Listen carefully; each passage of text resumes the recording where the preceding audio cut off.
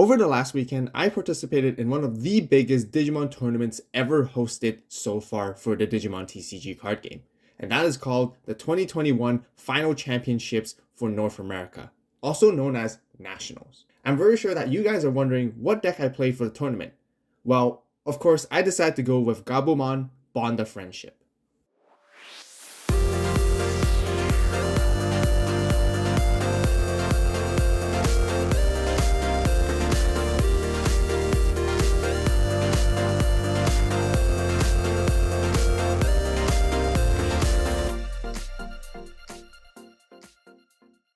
Hello Digimon players and fans, welcome back to another new deck profile and building guide video. Just so you guys know, I actually live streamed the event of my matches on the channel as well, and you can actually find the video right here on the top right, or I will also leave a link in the description box down below. Also, a very quick shout out to everyone that swung by the stream as we accumulated over 1,000 views for my very first time doing something like this. All I gotta say is that it means a lot to me, so thank you all so much. Do you guys want to see more amazing Digimon live streams and videos like this? Well then, do you know what you gotta do right now? As you may have guessed already, that is to subscribe to the channel as we got lots of more videos coming. Also, don't forget to give this video a like, as it really helps with the YouTube algorithm. With all of that out of the way, let's hop in and talk about the Gabumon deck for the Nationals and EX01 format. The EX01 Classic Collection introduced a couple of really good cards that support this deck. The first one being the Gabumon with the inherited effect of when attacking, once per turn, review the top 3 cards and add either a Tamer or a Digimon with a Gabumon in its name to your hand, and then place the remaining to the bottom. The other card we got is Ice Wall, which is very controversial and a very simple but powerful effect, where all of your opponent's Digimon will make them lose 2 memory when attacking until the end of their turn. Also, not to mention, it has a security effect that allows you to gain 2 memory, which is exactly the same as Hammer Spark. Of course, Ice Wall has been an extremely powerful card and it will be soon restricted to 1. Both these cards enable the deck to focus solely on consistency by playing Gabumons only. I'm also going to do something a little bit different today, because after the deck profile, I will also talk about my experience while playing this deck for the event, as well as introduce several improvements that I would like to make for it. So let's get right into it. Like we always do, beginning with the Digi-Egg cards, we play the 4 Upamons and 1 Demi-Vmon right here. Upamon is just great and essential for our draw power, drawing into our cards, getting our resources as fast as we can. Demi-Vmon on the other hand is just a really good card that offers that niche where sometimes we have that extra 1000 DP, which really helps while if we have 8 or more cards in our hand. Really helps out in certain mirror matches, especially to bring up our Gabumon all the way to 14 to 15 and safely swing in without having it being deleted in security battles as well.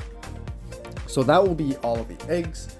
Now going into our level 3 rookies and basically our Gabumons, we of course have the 4 of the draw 1 Gabumons right here. Must have a 4 of, which is really great because giving us that draw power when we hard play it, and that's usually what we want to do simply because of that, and then swing in for security for early checks. Next we got the Chunky Gabumon, which is from the BT6 set. This is also very crucial and important because this basically lets us unsuspend with our Bond of Friendship, comboing very strongly, very well to make those 3 checks all in 1 turn is just essential, and also comboing it very well with when we play our mat, we basically gain a memory back both right during all turns, which is really good. Moving into the new Gabumon, we also play the 4 new Gabumons from EX01 right here. This one is just basically what the deck really needed to turbo out the searches even more faster and even better than how it used to did.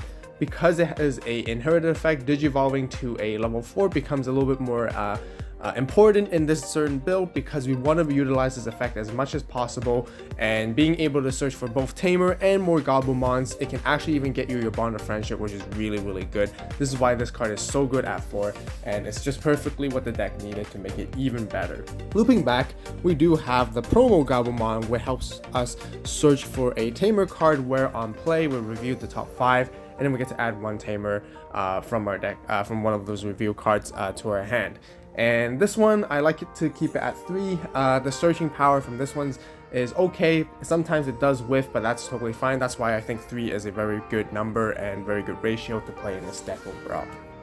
Then the last Gabumon I like to play is the 2 of from the starter deck, O-Force Digimon 1, which gives an inheritable of all turns. If you have 8 or more cards in your hand, you get extra 1000 DP. Extra 1000 DP does go a long way in certain scenarios, especially when we play with our level 4s or even the Gabumon in general. Being able to boost it all the way to 15,000 DP is really good. Next, last but not least, for the rookies, we do play the 2 Madoki Betamons. Memory gaining and memory boost options are just very powerful in this format, very heavily played, very popular, and having 2 Madoki Betamons just really shuts it off, and it's just basically crucial in helping you counter and slow down those plays so your opponents don't gain too much memory in that turn. Also really against Lilith Loop and Jack Raids as well.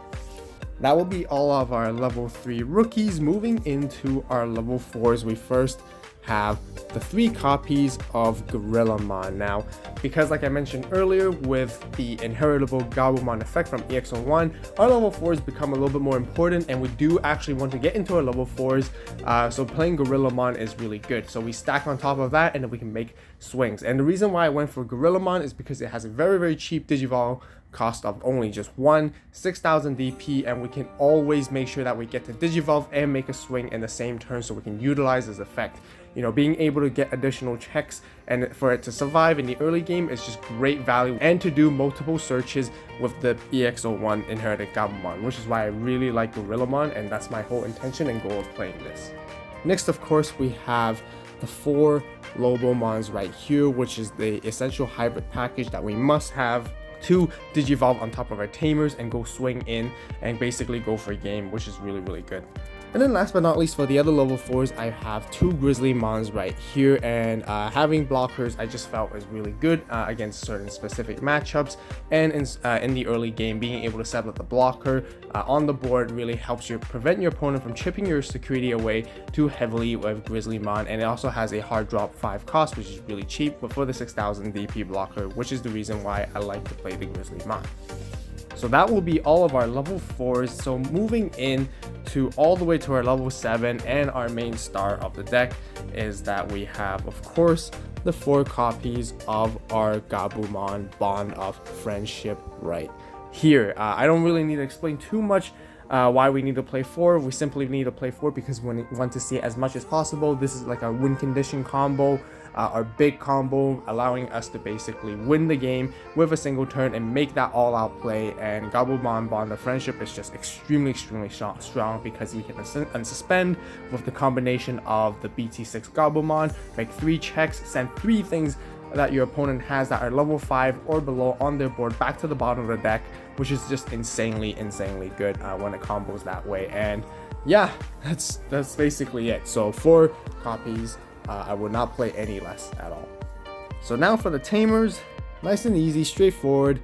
We have the 4 copies of Matt Ishida. This basically is crucial and essential to combo into your Bond of Friendship, allowing you to skip your Gabumon all the way to the level 7 Bond of Friendship, essentially by trashing 2 of your security. And what I gotta say, because this card is essentially crucial for you to make that combo happen and in order to bring out your Bond of Friendship, essentially. Next, we also have the 3 Davises, just really great for setting our memory at 3 at the beginning of every turn, but also being able to search. We won't be able to search for any green Digimon because we don't play any of that at all, but you know, being able to search for 1 is still really good. Establishing this early in the game prevents us from being choked out by our opponent with the memory manipulation. This is why I like to play 3, and it's a very good number to basically have.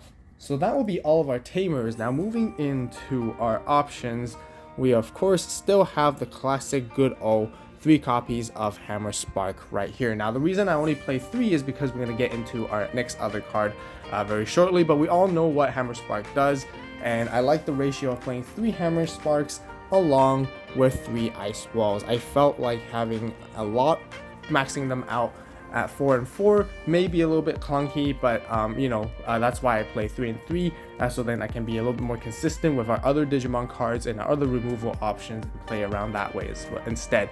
But yes, we have 3 copies of Ice Wall, which is just an incredibly powerful card, which helps you slow down the game, get your momentum, gather your pieces. You can play it slowly so you can continue to wait out, and then you can basically get your combo pieces and then wait until you have that, and then you're ready to go for the one shot to slow down your opponents from basically attacking into you, because all your opponents Digimon will lose they have to pay 2 memory to attack, which is really insane and very great value for an option just like this, which is why I play 3 of with the inclusion from the EX01.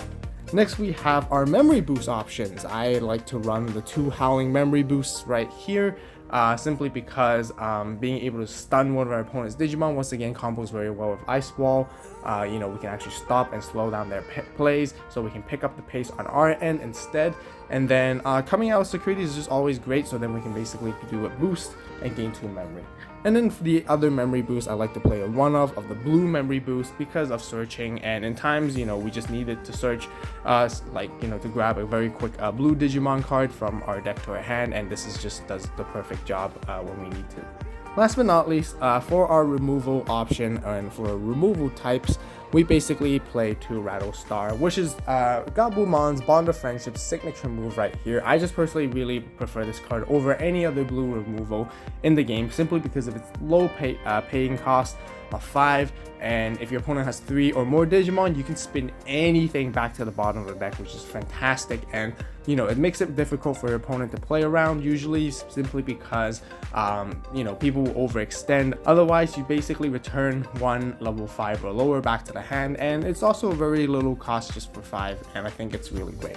And that basically rounds up for our deck profile. Now that we got the initial deck profile completed, like I mentioned earlier in this video, I wanted to go through some of my experiences of piloting and playing this specific build during nationals, and I do want to go through a few things with you guys and tell you what sort of changes I would actually wish and like to make to further optimize the deck after seeing everyone else and getting the good experience. I want to be really honest with you guys, I personally didn't do too well as I really hoped for, but that's totally okay, because that's basically the part of the learning experience, and I think it's definitely nice so that I can now show you guys what are the things I would have done differently. So to adjust the deck profile and adjust the deck by my build and change it a little bit for this guide, here are the few cards I would actually take out, and I'll show you guys what I would replace them with instead. So the first 2 cards I would actually take out is the 2 Gabumons from the All-Force Digimon starter deck. Yes, it's great, like I mentioned, having the extra 1000 DP goes very well in the mirror match so they can safely swing in, but that's totally okay. Even if our Gabumon Bond of Friendship, we have to play in a style where we can't fully rely on it all the time, and we can utilize the rookie rush based strategy and sort of still win via that route instead. And then next, the other card I will actually end up taking out is the Grizzlymon. I did mention, in certain matchups, having a blocker is really good. However, I felt like it was not my playstyle after all, and I'm not really sticking consistently to the game plan. I should be a much more aggressive approach. I should be just attacking.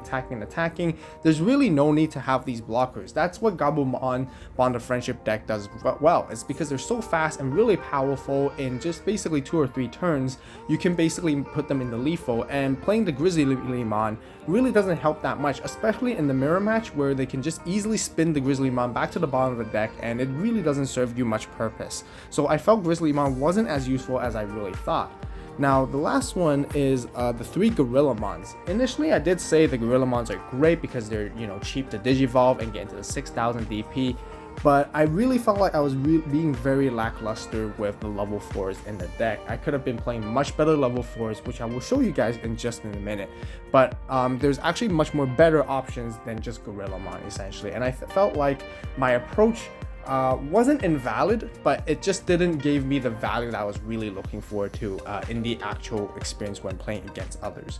And then the other one is the blue memory boost. Yes, I mentioned searching is great, and since we have so many searching capabilities with all our other cards, having this extra one is really not that necessary, and I felt like I could actually easily replace or optimize other copies of a certain card instead. So let's just go straight into these 8 cards that I would take out and what I would actually replace them with.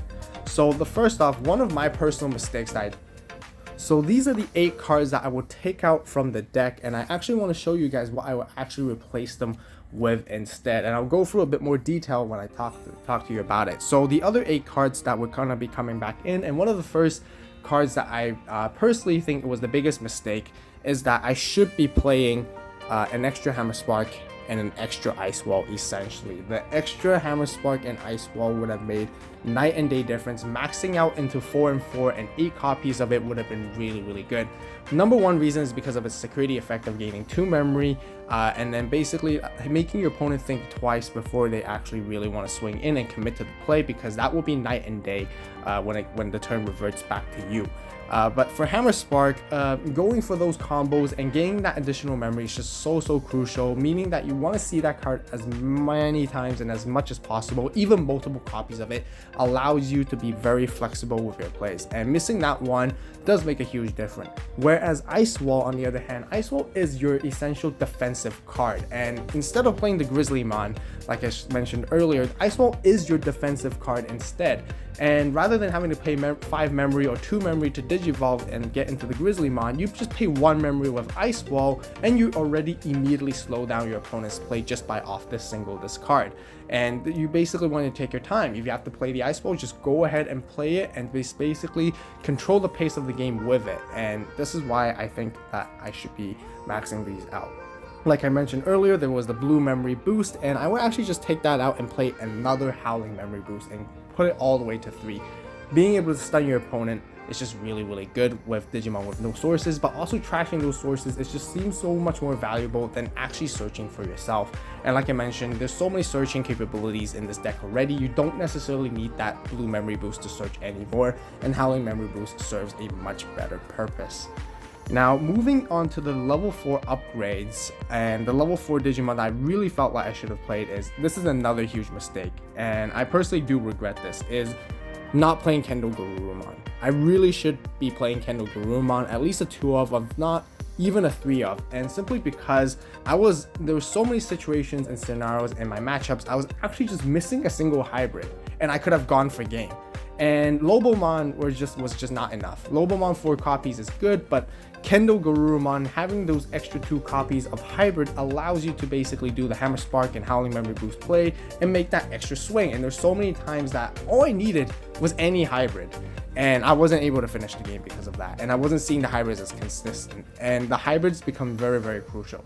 Especially, I was lucky enough not to really face against security control, but you know, if I were to face against one, Kendo Garurumon becomes really important as well.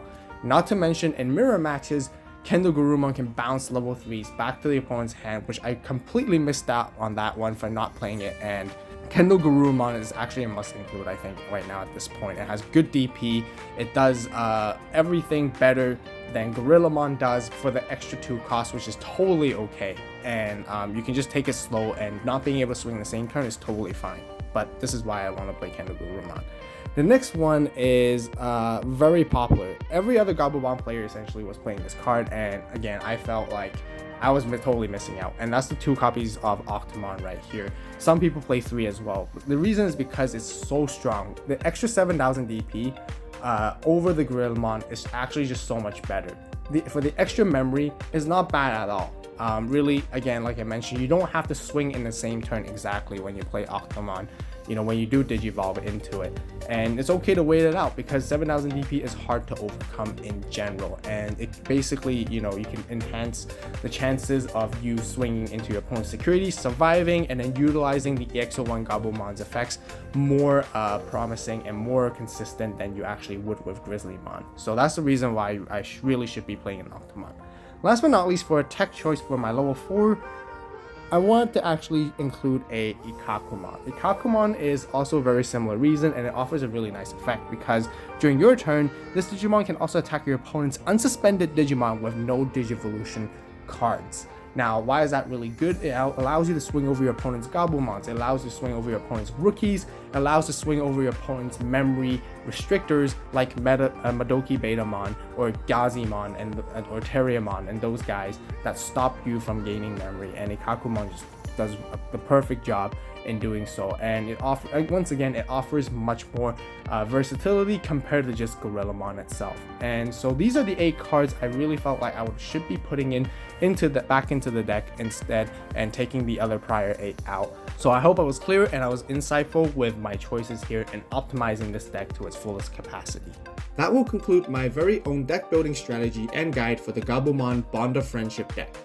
Although we didn't get to perform as well as I wished, it was still an overall fantastic learning experience, and I still hope that all of you guys enjoyed the video and found it helpful. And if you guys did, please give it a like. If you have any suggestions, recommendations, or questions, be sure to share them with everyone in the comments down below. We got lots more deck profiles coming up real soon, so be sure to hit that subscribe button right now and turn on that notification bell to stay tuned. As always, thank you so much for watching. You guys have a great day, great night, wherever you are. See you next video, and this is AVAULT signing out.